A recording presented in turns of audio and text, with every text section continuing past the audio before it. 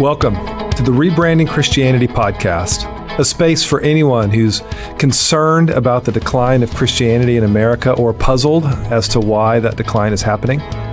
Now, if you want to know what public perception is of Christianity in America, it's not that hard to find. A few Google searches will reveal a flood of cynicism and anger aimed at the church, but strangely enough, those sentiments don't seem to match how people feel in general about Jesus.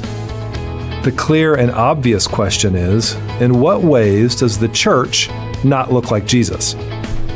But unfortunately, that creates a pretty long list. But maybe it's easier to ask a different question to start off. If Christianity is a brand, as we have argued that it is, and if that brand was established by Jesus, then what is the Jesus brand?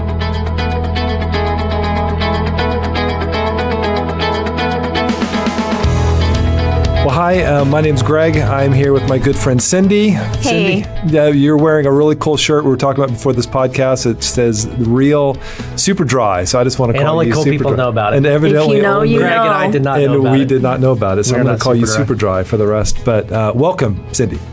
Hi, it's good to be back with you guys. So you and I have the opportunity to talk again with Jeff Jones. Jeff is one of the co-authors of the book that launched this podcast, Rebranding Christianity, which has a tagline that says, "When the world's most important brand loses its way." So this is an important conversation. And along with being an author, Jeff is also the lead pastor of a very large church in the North Dallas area. And we heard Jeff's backstory on an earlier episode. And if you all missed that, make sure you go back and catch it. But today, we want to address the question that I raised there in the intro of what is the Jesus brand. And if Jesus is our founder, we need to have a really, really good understanding of what it was that he was founding, right? Mm-hmm. So one of the places, just to kind of get us started, one of the places where you go in your book to kind of talk about the brand is John 13, where Jesus gives what's called the new command. And I'd love for you to just unpack it. Like, what's the context of John 13 and what makes it so new? Yeah, it's one of the more powerful moments in the New Testament, one of the more significant moments in the New Testament, certainly between Jesus and his disciples, because it was the Last Supper. So this is the last time Jesus is spending with his disciples over a meal, the Passover meal, but over a meal. Later that night, he's going to be arrested, go through all the stuff he goes through that evening, and the next day he's going to be crucified. So this is sort of the last words, kind of like in a movie where, somebody's on their deathbed or they're on the battlefield and they're saying that last thing and everybody's leaning in and this is a big deal. And John, who writes, the book of John, devotes multiple chapters to this one conversation because it was so significant and so important. So picture Jesus, they're around the table, they recline then, and they're having these important conversations at the Last Supper. But you could tell from Jesus, kind of the highlight of that conversation, the most important thing he had to say, because he repeats it, it's the only thing he repeats twice, is the new command. And so he says, "A new command I give to you." Now, when he says new command, in the original language of the New Testament, Greek, and I'm going to get kind of geeky, nerdy, pastory on this, but the sentence structure he does makes new command like really stand out. Like it's sort of like, a little drum roll, new command. The word he uses for new is a weird word. It means novel, never before seen, that kind of stuff. So he's going out of his way to say, hey, this new command is a big deal. You've never heard this before. So everybody would have been leaning in. It's like, wow, what's this going to be? And then he says, here it is. Love one another the way I've loved you. By this, all people will know that you're my disciples. Which is a big deal, but you could tell it goes right over the heads of the disciples because it just sounds like what they've already heard before. It doesn't sound so new. It sounds like, well, we've heard about love. The Old Testament talks about love. Jesus talked about love. Love your enemies. That was novel. He talked about that already in the Sermon on the Mount. It just didn't seem new. And so you see that reflected in the conversation because Peter is the one who kind of goes off first and be like, oh, okay, whatever. and then says, hey, you just talked about how you're going to go somewhere we can't go. What are you talking about? What's that about? And then Jesus has to return a couple chapters later to, hey, a new command I give to you. Because he really wanted to make sure they got this one. And love one another the way I've loved you. And then he even adds to it, no, there's no greater love than this, right after that, so after the second time, that a man lays down his life for his friends, as an example of that kind of love. And so for Jesus, when he says, this is the way people know you're my disciples, he's pinning the whole legitimacy of Christianity on the new command, on this is the way people know that you're legit. This is your identifier. This is your brand. This is it. And what's new about it is not love. Leviticus says we're to love our neighbor as ourselves. That's a pretty high bar. Like I said, Jesus added even enemies to that in the Sermon on the Mount. But the new part is love as I've loved you. Meaning this radical love. They've been with Jesus for 3 years and they've seen him love them and love people. And he said, the way you've seen me love, that is what I want you to pass on. Like that is the way people know that you're my disciples, if you love the way I love. Yeah. And that is radical. And shown, right? Jesus even says right after it, no, there's no greater love than this, than a man lays down his life for his friends. So they're going to see the next day the most radical picture ever of that love as he dies on the cross for the sins of the world, takes all that on himself and sacrifices his life. That it's that kind of radical, self-sacrificing, over the top, why would anybody do that kind of love, should be the first thing people think of when they think of Christians. Like the first thing they should think of when somebody who doesn't know Jesus in our culture hears that, oh yeah, you're going to meet this person and they're a Christian. The first thing they should think of is, oh wow, those people are crazy. Like how they're so generous, they're so kind, they're so loving, they're so self-effacing. I mean, they just are amazing people. Who does that? I heard one time that somebody was going to move in next door to me that was a Christian, and I was so excited because like the nicest person in the world, and they ended up going. They didn't end up buying the house. I was so bummed. I mean, it should be that kind of conversation that happens, and of course, that's not the way it is. And we're sort of known as the opposite of our brand. Not as the most radically loving people on the planet. We're known as something maybe the opposite of that. And it's interesting. In writing this book, I have some friends who are not Christians, who know that I'm writing the book. But when I've talked about it with them, and I talk about, well, here's our brand. And before I can even finish, talking about the brand, they're like, that's your brand? I'm like, well, yeah, that's the Christian brand. Like they're surprised by it. Yeah. And they're like, wow. Good thing you're writing the book, because you're right. There's nobody outside your little crew that would ever connect Christianity to what you just said. Like nobody. And I've heard that from non-church person after non-church person after non-Christian after non-Christian. My friend, I haven't had any non-Christian react in a way that's different than that. And then that's just the problem we have. So that's the Christian brand. That's how we should be known, and our whole legitimacy is based on that. And so if that's not how we're known, then we have a branding problem. And Jesus gave the responsibility to us. Here's the brand, you live it out in a way that people will know, you do it. And if that's not happening, well, that's on us.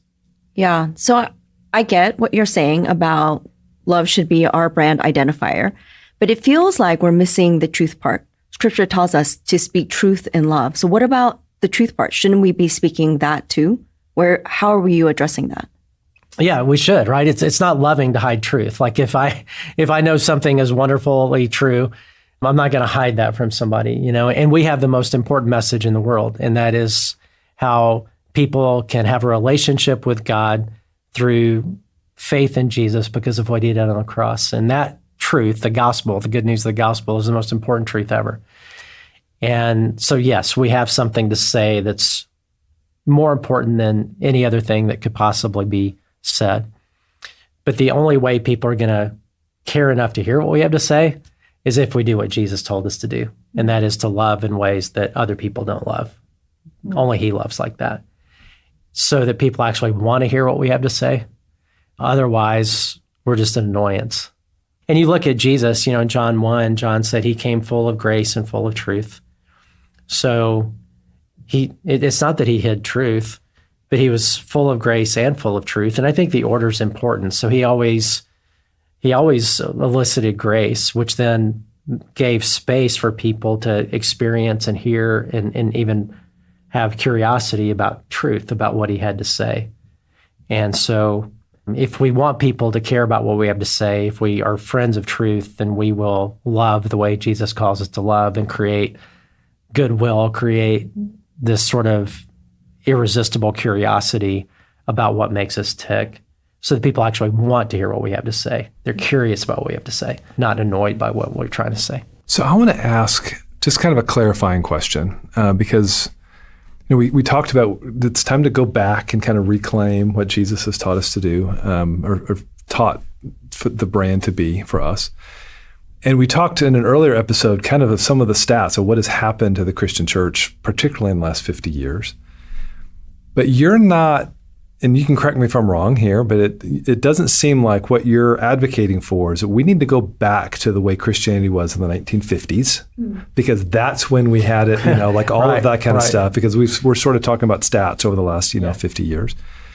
But you're making an argument that goes way, way older than that, So talk to me about, because it's not uncommon to hear Christians say, we need to get back to the way it was back in the 50s, back in the 60s, back in the good old days, when Christianity was, the way it was supposed to be, and everyone understood, everyone respected the church. Let's go back to that.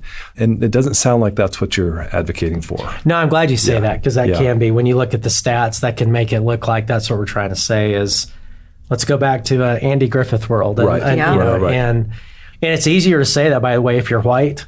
Yeah, I don't ever hear somebody who, let's say, is African American in our culture or who's Chinese American in our culture, who would say, I wish the world could go back in America like in the 1950s. That would be wonderful, because obviously that's part of the darkness of the 1950s, right, of this idealistic world that white people have. I mean, I'm white, and all that. It's like, no, actually, there's a lot of messed upness in that era. There were some things that were wonderful and some things that were really horrific. And so, no, we're not talking about idealizing a time where Christianity in America was more popular, and let's go back to that. It really does go back all the way to 2,000 years ago, to when Jesus first gave the Jesus brand. And you see that struggle in the New Testament church, and we'll talk about that some in the book, and that those first Christians, it takes them a couple of decades to really start to grapple with, especially with things like race, the Jew-Gentile thing. It takes 18 years before God can even start the missionary journeys going, because he had to work through racism in the church and lots of issues. So it's not that those early Christians were perfect and didn't have things to work out. They did.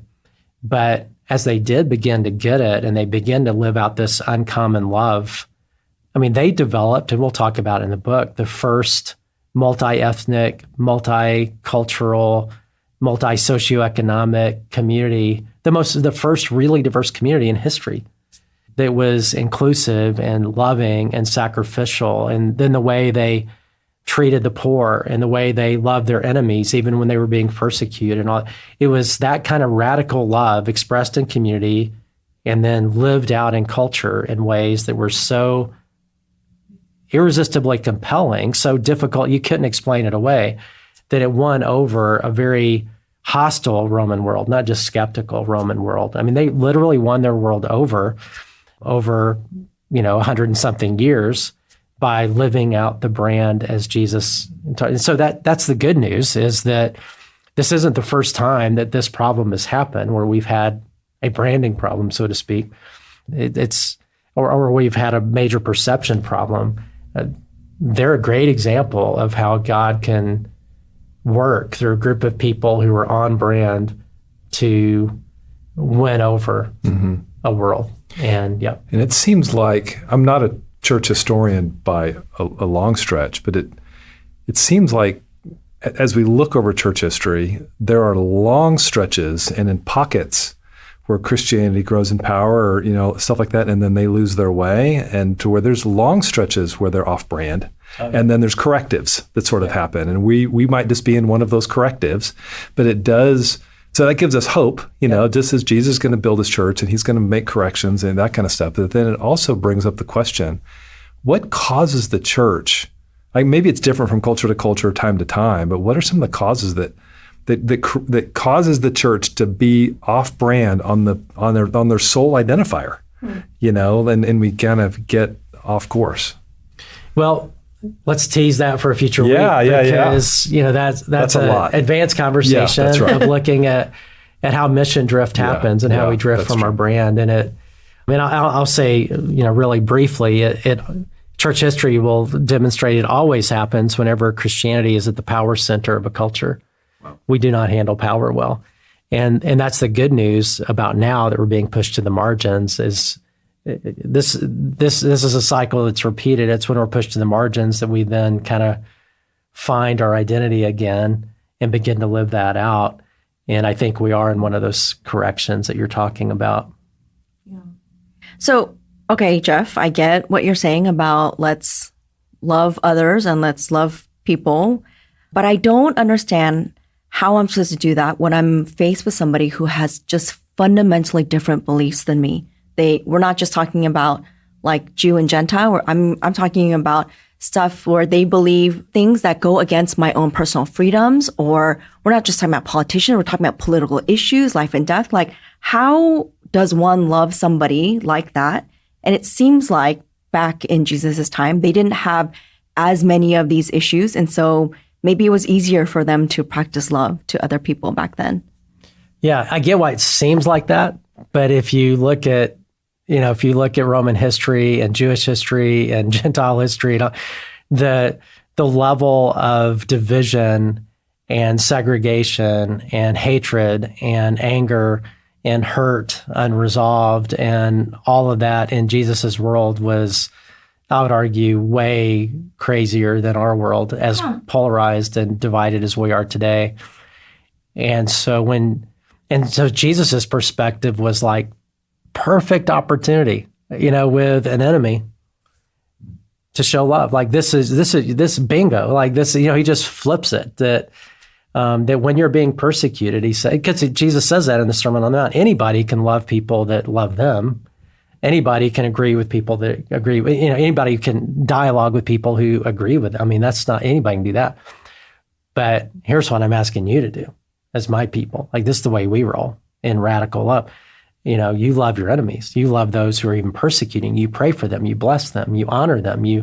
And so we have an incredible opportunity in culture because everybody right now is getting, I think, so tired of the division and so tired of the polarization that Christianity should be standing out. We should be the best pluralists in a pluralist society, the most respectful of people who are diametrically opposed to us, the most loving, the most humble, the quickest to listen, slowest to get angry, slowest to speak, as James said.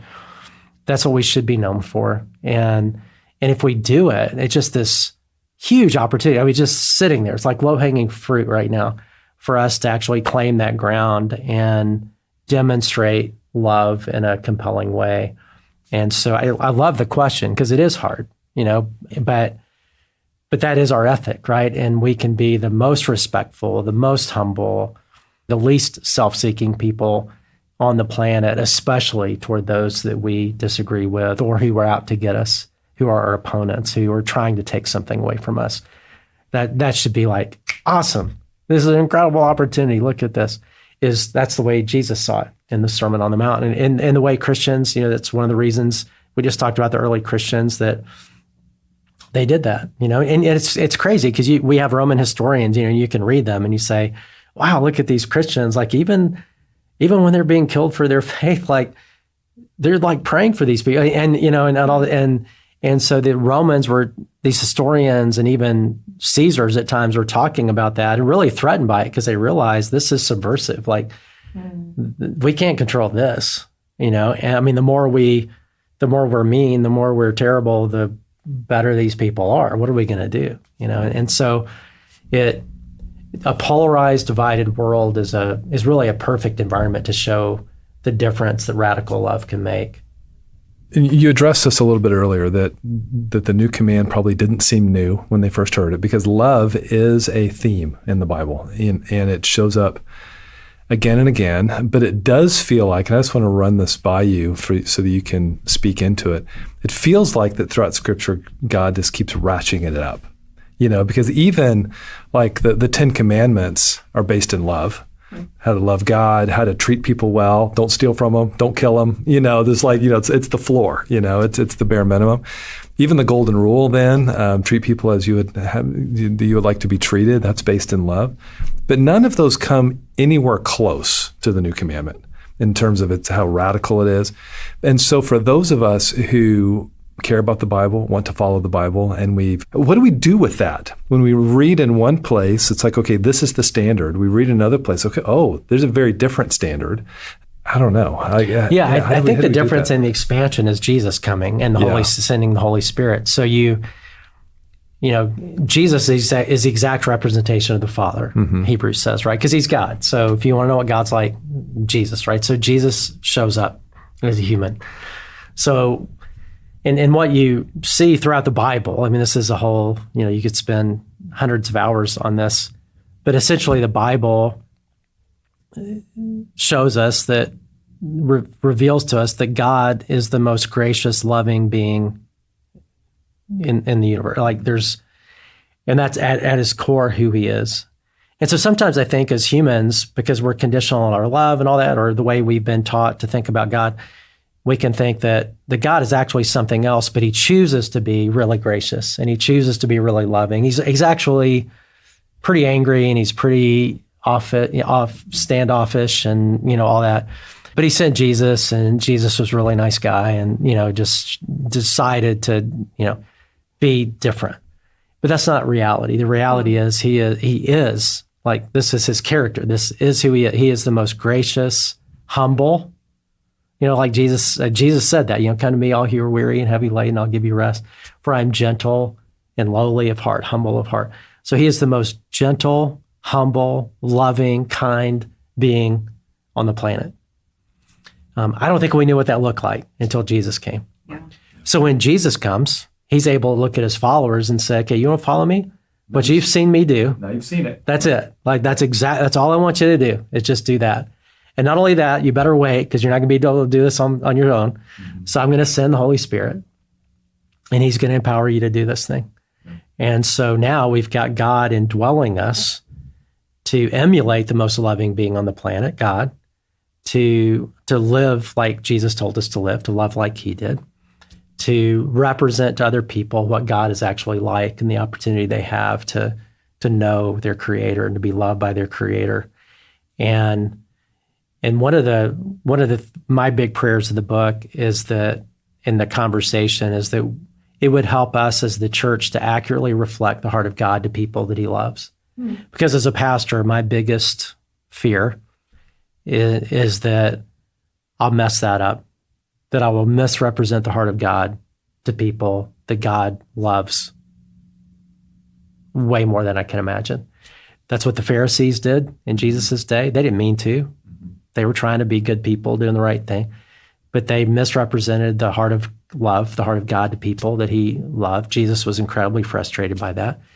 And he calls us to do the opposite. So, I just want to, this is core to our identity. This isn't just a strategy to reach people. This isn't a strategy to reach this is the core of who God is and who he calls us to be as his followers. And there's just nothing more important than what we're talking about. Mm. So you've talked a good bit about John 13. Are there other passages that come to mind when we talk about this type of love, this Jesus brand type of love? Yeah, there's so many, right? In John 17, for example, he does something about what that looks like in community. He says, God, I don't pray for a world of lost people. But he came for lost people. I don't pray for the world. I pray for those who will come to believe, that they may be one as you and I are in one, so that the world will know that you indeed sent me to, So he stakes the whole veracity of Christianity on the unity of the Christian community, on love displayed internally. So that's so remarkable. And again, that's not just the people who are just alike being together. That's not remarkable. It's it's a diverse unity, people who should not be together, who should not be unified, but are. Ephesians 2, the breaking down of Jew, Gentile, and all the races and all that.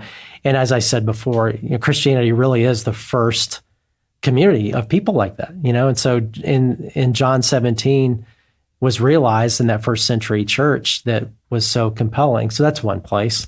But it's all over the place. Like the sheep and the goats judgment I was reading the other day, where in the end, what Jesus is looking for as example or as the evidence of true faith is essentially love. So you have all the religious people who are like, "Oh, cool, we're the sheep." It's like, I don't even know you. I don't know you. When I was sick, you didn't care. When I was hungry, you didn't feed me. When I was in prison, you didn't come to visit me. And then the other people who think they're not the ones who are like, "Yeah, you're come on in. You're the one. I remember, and you fed me. So it's love displayed in the end that Jesus looks at. I also, not long ago, I was reading the account of Jesus cursing the fig tree, which is such a weird story, in the Bible, where he just curses this poor fig tree. But but it was an example, right? So of religion. The whole point was the religion of his era by the Pharisees, very well-meaning people.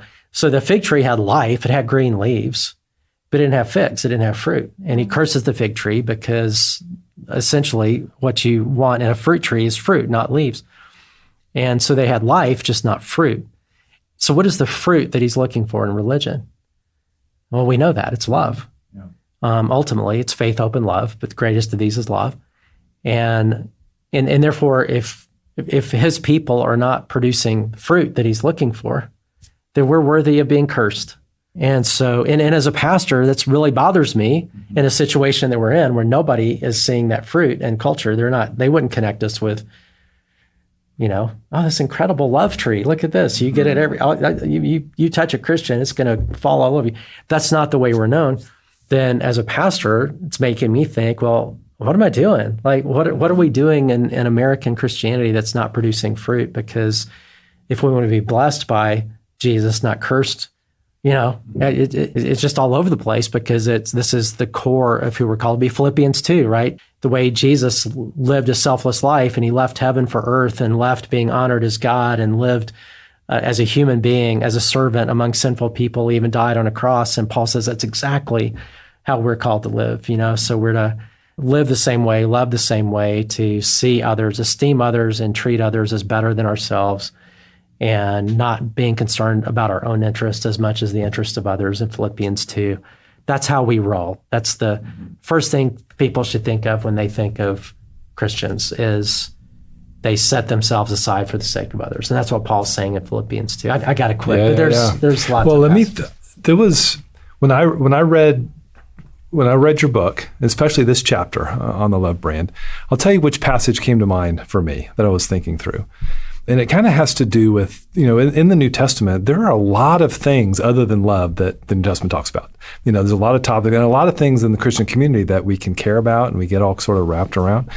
But it made me think of 1 Corinthians 13, it's a lot of people call the love chapter, and what I was thinking about is not so much the part of that chapter that we always hear in the weddings, the love is patient, love is kind, does not envy, does not boast, that kind of stuff.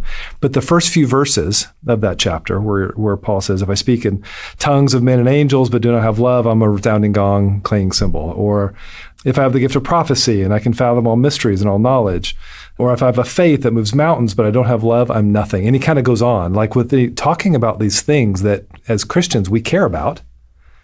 And it's as if Paul is saying, it's not that those things don't matter, but compared to love, they don't matter, which is pretty, I don't know, just talk about that. Not only don't they matter, but they become annoying. Like the drum or the clanging cymbal, the bonging drum, just, if you hate somebody, just give their kids a drum set, right? Just, so what he's saying, is that if you don't have love, all the other stuff we're doing is just going to be this annoying gong, gong, gong, gong, cymbal, cymbal, cymbal, cymbal. Would you just be quiet?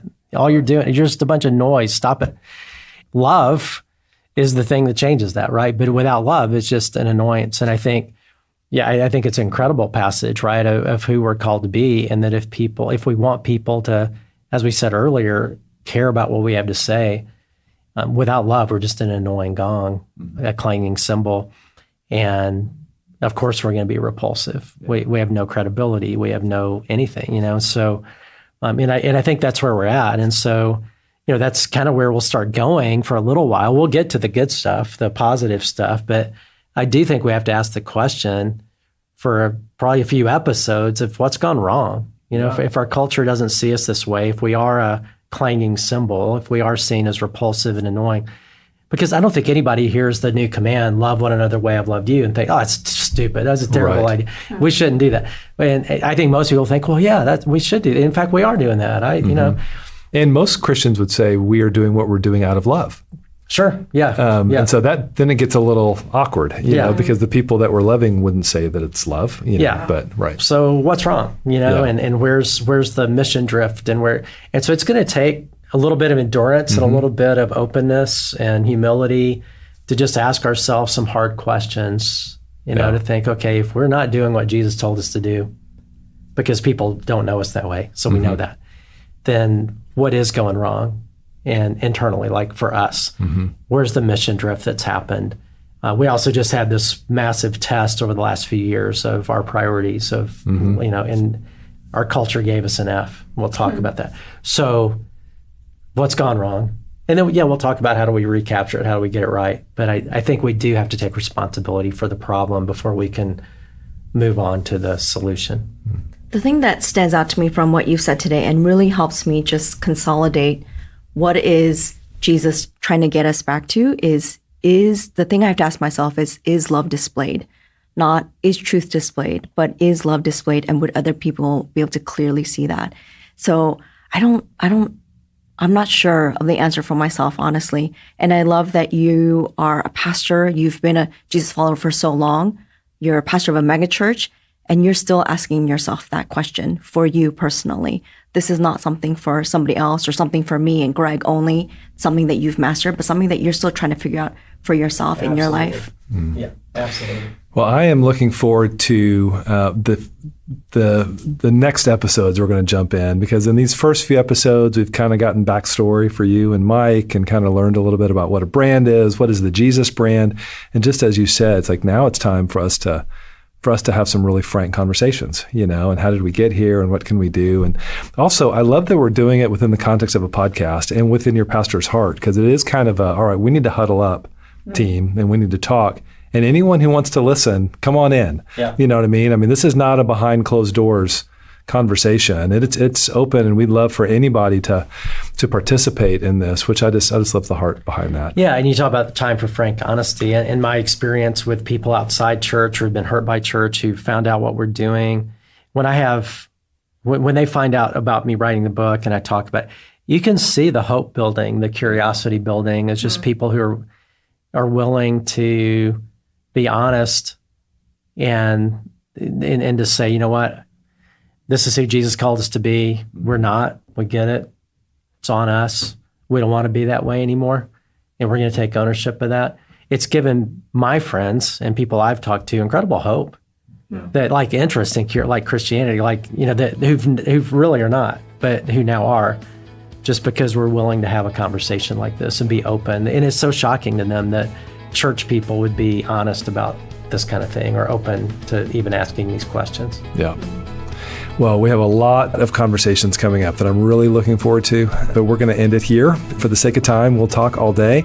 But I hope anyone listening can join us next time on another episode of Rebranding Christianity.